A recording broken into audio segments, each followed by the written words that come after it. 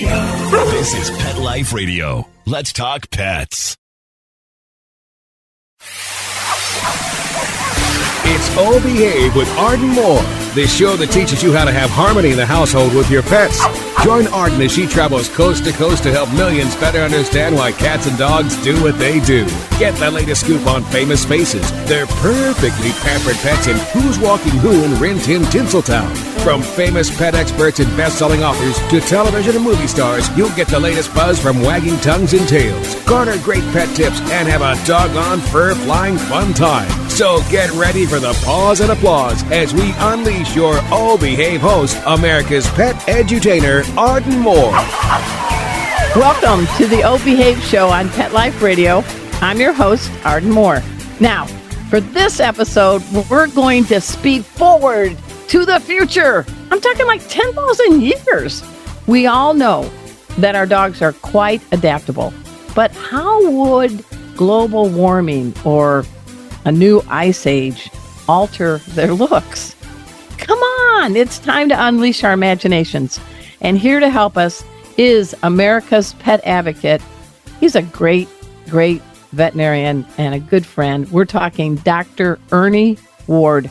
Welcome back to the show, Dr. Ernie. Oh, gosh, Arden, thank you so much. Your listeners are the greatest. And this is it's a really kind of an interesting topic that maybe people haven't given some thought to, you know? I like it. I mean, you know, you have teamed up with Basepaws. This is a pet genetic company, and you all are trying to scientifically predict how global warming or a new ice age is going to alter the appearance of many, many dog breeds. And I think you're also hopefully going to share a little bit about what scientists speculate how dogs maybe on Mars would look like. That's right. You know, I gotta admit, that's wild. It is. But Arden, these are actually serious questions that demand serious scrutiny, right? And we're not the first to look at this. I mean, Oxford researchers have looked at this over time. And really what people are most concerned about is like, what changes would happen to like the plants that we eat? What about water and minerals? And how would we live, right? And more importantly, if thousands of years of climate change occur in the future, how would that change our own physiology? And so all we did was sort of take some of that research that's in existence out there already and some very, very, researched studies. And they say, okay, what if we just use our imagination, as you mentioned, and applied this to dogs? And I'll tell you, I do believe that a lot of this stuff is going to come to fruition. My dear friend, Stephen Kotler, who's a very famous author, he writes all these books, Abundance, and he has teamed up with a lot of futurists. And this goes back to a conversation Stephen and I were having 20 years ago because we were worried about the coming resource scarcity, right? So what that means out there to the listeners is that food prices, water scarcity, all those things would impact our ability to have pets, right? Because that becomes kind of a luxury whenever you can barely feed and provide water for your family. So Steve and I have been running these thought experiments for 20 or more years amongst ourselves and some of our close friends. But it was really fun to put it into action and then actually generate some interesting images using AI. Oh, yeah. And we hopefully are going to be showing those images with a link to this episode. So everybody, you're going to get a look at what a beagle might look like or, a Great Dane and things like that. So, I mean, Dr. Ernie, there's three scenarios. So let's go to global warming for 200, please. So how could our dogs adapt to global warming? And I think the fur is gone. Yeah, right. Because heat is going to be the biggest enemy of us, right? And so obviously preserving hydration, that's going to be also paramount to survival. And, and one of the things too, we were talking to some journalists and one of the skeptics said, well, you're just assuming that these changes occur on their own. But remember, when it comes to dogs, we select the traits that make sense. So, in the future, these changes will be accelerated by human breeding and interactions, right? I mean, just like we've seen a preponderance of mixed breed dogs, all the doodles out there, if you will. Like we're doing that. The reason that doodles are popular is because they meet a current need of current urban society, right? We wanted dogs that were a little smaller, a little more trainable, and all that sort of hairy. Right, exactly. So I believe that all these changes will be accelerated. So we're looking at thinner coats, obviously, right? We're probably looking at some dispersal of heat, which would be like maybe larger ears, right? Oh, really? Oh, my dog Kona has big ears. She's happy about that. I want big ear dogs. Yeah.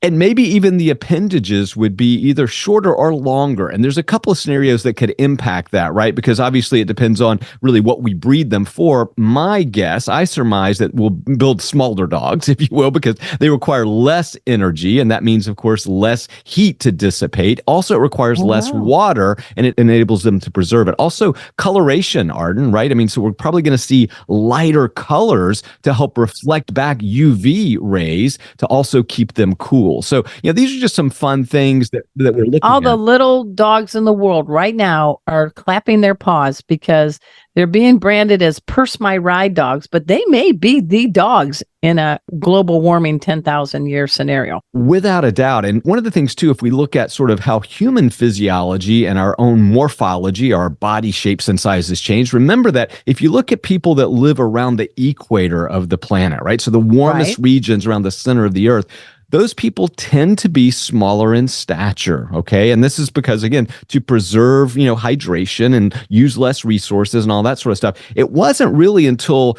humans began going into colder climates up northern latitudes that we started seeing increases in size. And there's a lot of reasons for this, including preservation of heat, right, to warm up and actually to be able to store extra food because, we might have some intervals between. So again, just some all speculation, but 10,000 years into the future, I think that today's dogs will look largely the same, but there'll be some significant changes. The other thing is we don't know what's happening underneath the fur, right? That's where I think the real adaptations are going to occur. I think these dogs are going to, again, improve their kidney functions to conserve water and electrolytes more efficiently. I also believe that hormonally, they're going to change probably the way their reproductive patterns are because, right, if we not see have as many puppies, not have as many, exactly. And maybe only once a year instead of multiple times a year. Right. So, for most dogs, they go through 2 heat cycles currently, and maybe that gets reduced to 1, again, just because of resource scarcity and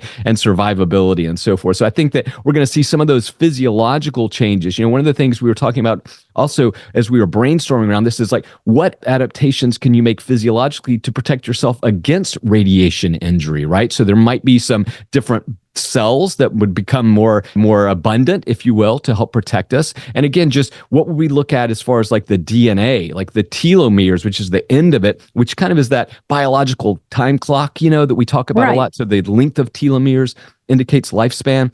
So would that change? You said something, and this is fascinating. I mean, I've known you for many years, and you are my man. You started the Association for the Prevention of Pet Obesity. You did a great book called Chow Hounds. You're an amazing guy. You got to say, this was kind of a cool little opportunity for you to peek into the future, take a furry canine globe and shake it and say what's going to be happening, right? Oh, yeah. And again, Basepaws by Zoetis, which, Zoetis is the world's largest animal health company. They're looking at these things. Yeah, these are big players. Yeah, they're imagining, the future in 100 and 300 years, right? I mean, these are companies that are going to be around for a long time, and they have been around for a long time. And so, for us, it's just a fun way to kind of take genetics and say what kind of changes might be accelerated or adaptations might, be generated by climate change. So the first scenario, of course, is the most likely based on the current science, and that is a warming planet. But we also looked at a few other scenarios.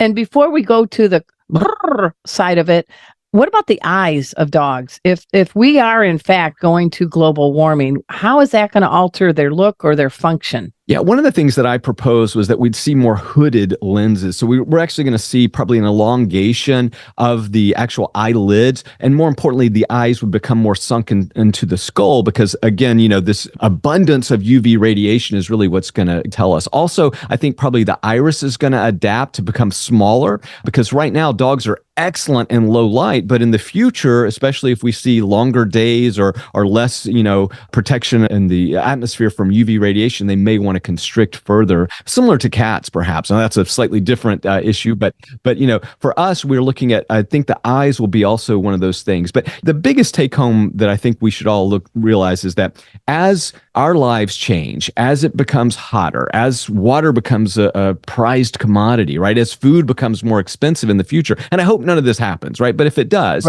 then we're going to have to adapt our pets to coincide with that. And so that means that maybe feeding a 150-pound dog dog and giving them water and shelter and cooling them might be an economic challenge, a burden for us. So we might say instead of 150-pound dogs, all dogs start to look more like they're 10 or 20-pound dogs. Yeah, that's interesting. Hey, we're speaking with Dr. Ernie Ward. Everybody knows him. He's America's pet advocate. He's teamed up with Basepaws. And I love this episode. We are the longest running pet podcast on the planet. We've been on since '07. Maybe we'll be on in 10,000 years if we figure out how to make my producer, Mark Winter, and I live forever. That could be possible because this is the kind of episode we're covering. But hey, everybody, when we come back, we're going to flip it. What would happen if we get into a new ice age, and how would our dogs look and act? So stick around, sit, stay. We'll be right back. Time for a walk on the red carpet, of course. All Behave will be back in a flash right after these messages. Take a bite out of your competition. Advertise your business with an ad in Pet Life Radio podcasts and radio shows. There is no other pet-related media that is as large and reaches more pet parents and pet lovers than Pet Life Radio. With over 7 million monthly listeners, Pet Life Radio podcasts are available on all major podcast platforms. And our live radio stream goes out to over 250 million subscribers on iHeartRadio, Odyssey, TuneIn, and other streaming apps. For more information on how you can advertise on the #1 pet podcast and radio network, visit PetLifeRadio.com/advertise today. Let's talk pets Let's talk pets on Pet Life Radio. Pet Life Radio. PetLifeRadio.com. This is Paul Schaefer from The Late Show with David Letterman. And his daughter, Victoria Schaefer. And you are listening to Arden Moore on the O Behave Show On Pet Life Radio. Please tune in. We're back from the lot. Just checked the paper and we had a record showing at the box. The letterbox, that is. Now back to O Behave. Here's Arden. Welcome back to the O Behave Show on Pet Life Radio. I'm your host, Arden Moore. I'm yapping with Dr. Ernie Ward, and he has teamed up with Basepaws, and they are talking about some interesting scenarios. And I know you are a major advocate of Mother Earth and dogs and cats, and I guess you like people too. So let's flip the scenario. We're in a new ice age. What happens? How are dogs going to adapt? Yeah, and I know all the talk is about a hot planet, but it wasn't that long ago that scientists were speculating we could be entering into a new ice age. So, these are, again, the climate is very complex, and so, we're looking at lots of different scenarios. So what happens in the future if suddenly everything is frostbitten, right? If suddenly, we've got icicles hanging from our dens, and at dinner time, we have to sit around a big fire to keep warm. And so, again, as we mentioned with climate change in a hot environment, we also realize that people are going to breed and select dog traits that are beneficial in a colder climate. And so this really kind of goes into some of the common sense things you'd think about. I do want to talk about the physiological changes that we speculate. But number one, we're going to see thicker fur coats, right? So more dense coats. Just imagine, a dog needing to protect itself. They need their own fur coat to insulate against that. So that's going to be one thing that we would definitely see: longer, thicker fur coats, just like you would associate today. I got to step in here. All the Bernese mountain dogs listening right now are going, yeah, Dr. Rejoice. Ernie, we told you. That's right.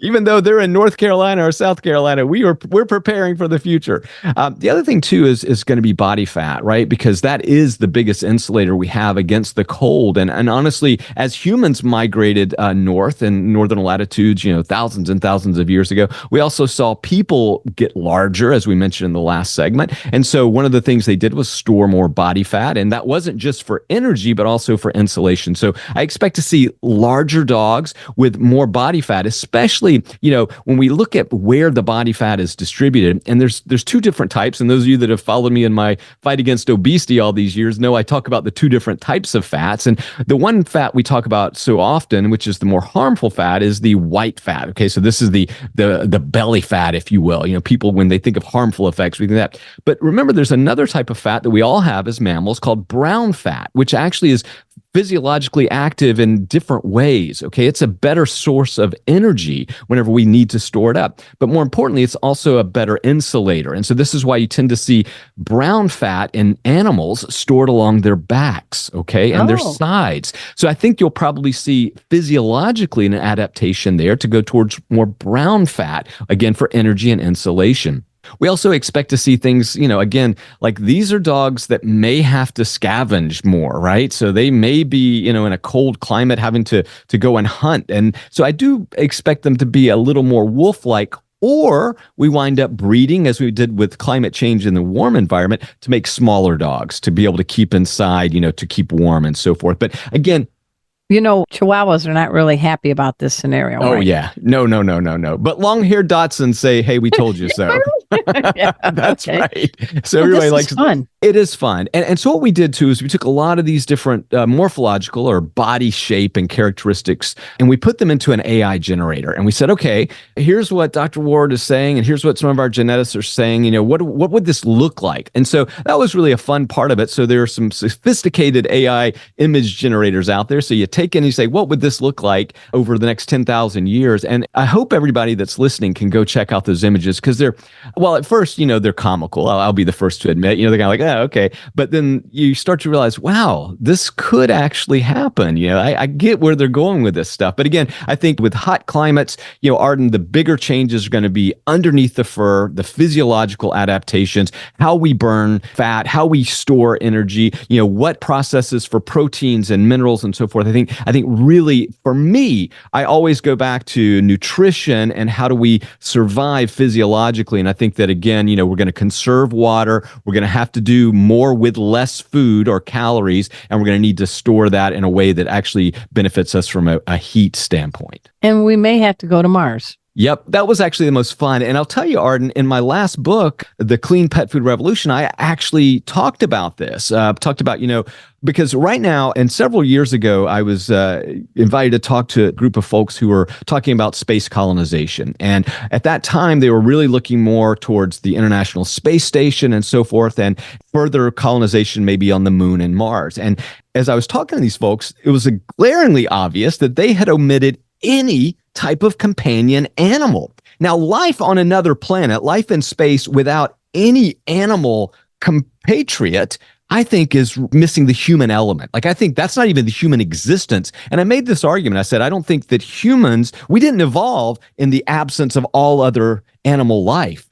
So I think you're taking a big part of humanity away if you don't try to incorporate animals into space. And so one of the things we did look at was, what would that look like? And again, this is something that myself, Stephen Kotler, and others, we've been brainstorming around this for a while, because we really are encouraging folks, if you're listening and you're involved with some of the Mars colonization, remember, I'm that guy who's been talking about it for years. Who let the dogs out in Mars? Right. But I think it's just an important part of being a human being. But regardless, and so we started looking at what would that look like. They have to be small dogs, right? Because on space, you've got a couple of things, but the key element that we have to conserve is oxygen. So you've got to have a dog, or a cat. And look, I'll say I'll take any mammal. In fact, we did talk about, gerbils and hamsters and small mammals, right? Because I think that humans just need something else other than a plant or a fungi to take care of in space. This is where the Chihuahuas are now back to loving you. They are back, yeah. Oh, man, any of the toy breeds are probably listening right now a little more attentively.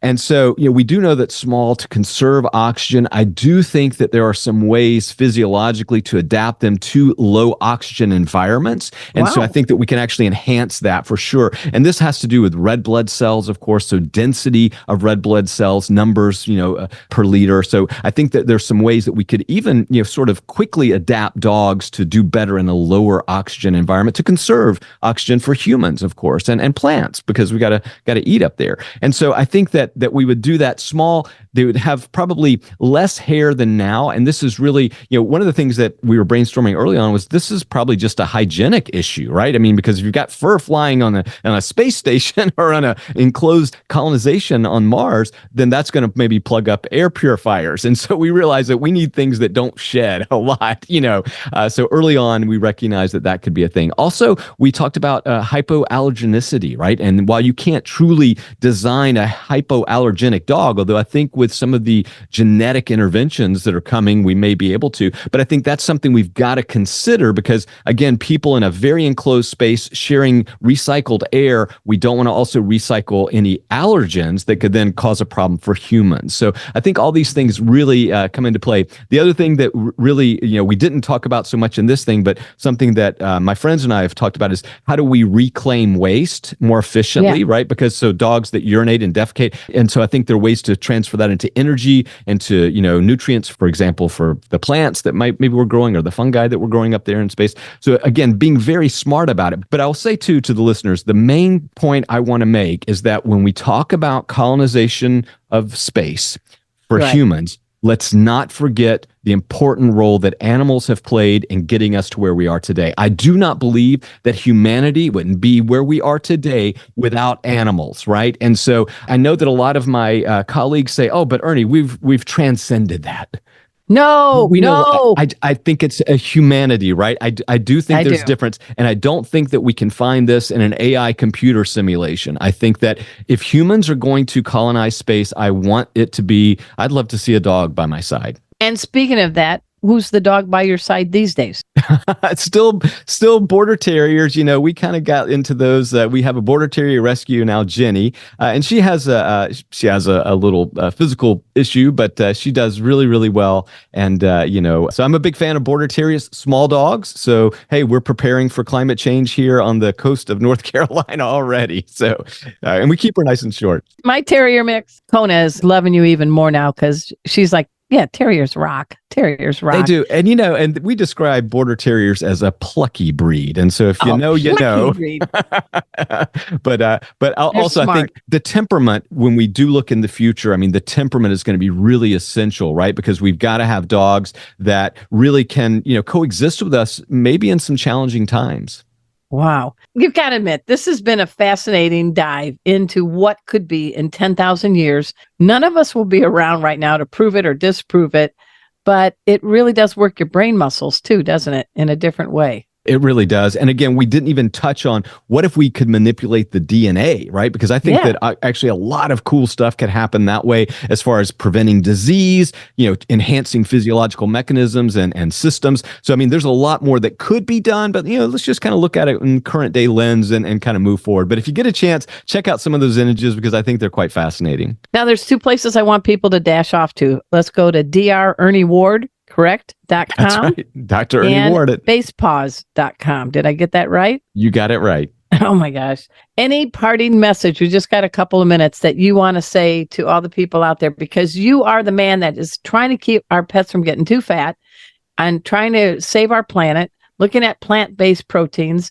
What a mission you have carved out for yourself. Well, I'm optimistic. I'm one of those people that continues to see the glass half full. I know there's a lot of challenges ahead of us, but I see a bright future 10,000 years into the future, whether it's hot or cold or on Mars. I think that it's going to be really fulfilling, and I hope to see our companions next to us.